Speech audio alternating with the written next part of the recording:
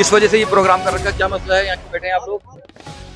ये पूरे भारतवर्ष में सहकारिता को बहुउद्देशीय कर दिया गया है और सहकारी समितियों में हम लोग कैडर सचिव, प्रभारी सचिव, आंतरिक सहयोगी, चौकीदार, कर्मचारी लोग हैं।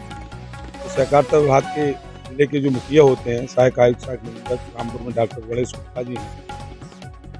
बहुउद्देशीय के तहत हम लोग सरकार के खाद्यान्न का खरीद का काम करते हैं। गेहूँ खरीद है, धान खरीद है, किसानों को KCC ऋण की व्यवस्था पैक्स के माध्यम से होती है, किसानों को उर्वरक की व्यवस्था पैक्स के माध्यम से होती है। सरकार की जिम्मेदारी होती है कि समय से किसानों को सुविधा उपलब्ध कराए। पैक्स के गोदामों में खाद समय पर आता नहीं है, आता है तो 200 बोरे होते हैं, 1000 की भीड़ होती है। क्या नाम है आपका? मेरा नाम जयवीर सिंह चौहान है। आप इसमें?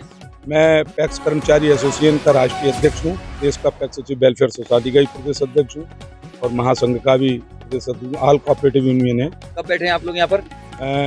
हम लोग कल से निश्चित रूप से बैठे हैं विकास भवन में। रामपुर में आदरणीय श्री डॉक्टर गणेश गुप्ता जो डिप्टी कमिश्नर हैं कोऑपरेटिव के, धान खरीद में गत वर्ष दलालों से मिलकर इन्होंने व्यापक रूप से घोटाला किया, 5 करोड़ रुपए।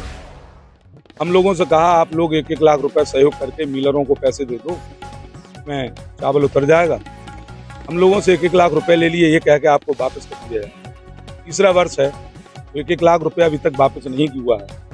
चौकीदार, चपरासी, कर्मचारी, सहयोगी जो लोग हैं उन पर बहुत जुर्म होता है। निरीक्षण के नाम पर धन होती है, सत्यापन के नाम पर धन होती है, जांच के नाम पर धन होती है। अल्प वेतन भोगी कर्मचारी हैं, मानदेय कमीशन से मिलता है। जितना हम लोग व्यापार बिजनेस करते हैं उसका जो कमीशन होता है उससे हम लोगों को वेतन मिलता है। सरकार हमको कोई वेतन नहीं देती। विरोध यह है कि माननीय अमित शाह जी ने पूरे प्रदेश को, पूरे राष्ट्र में बहुउद्देशीय बनाते हुए पैक्सों की रचना शुरू कर दी है।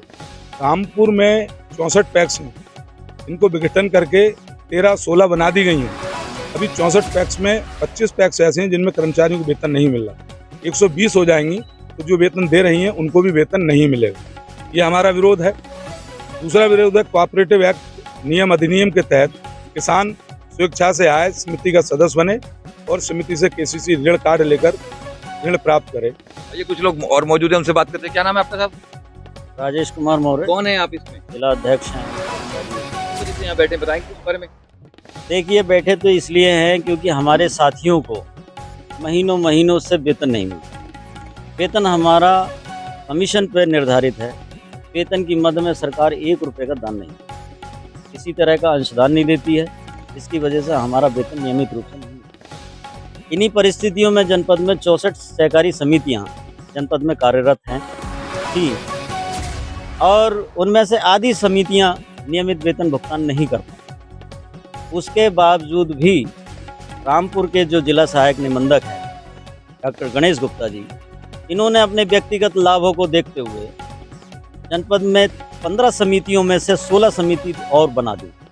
15 समितियों को तोड़ के 16 समिति और उनका टारगेट जनपद में 62 समितियां बनाने का है। यदि वो 62 समितियां इन्होंने बना दी तो हमारे कर्मचारियों के हाथ में कटोरे के अलावा कुछ नहीं रहेगा। तनख्वाह का तो खैर दूर की बात कह लीजिए, मतलब उनका खर्चे की भी लाले पड़ जाएंगे। बीवी बच्चे सब भूखे मरेंगे अगर ये समितियां बना दी गई। इसलिए इनकी जो मोनोपोली है वो बड़ी खतरनाक है। नई समितियां बना के भर्ती करेंगे और अपनी जेब गर्म करेंगे। इसलिए इनका यहाँ से, जनपद रामपुर से हम विदाई चाहते हैं क्योंकि इनका समय और इनका कार्यकाल पूरा हो गया है। 3 साल से ज़्यादा इनको जनपद रामपुर में हो गए हैं।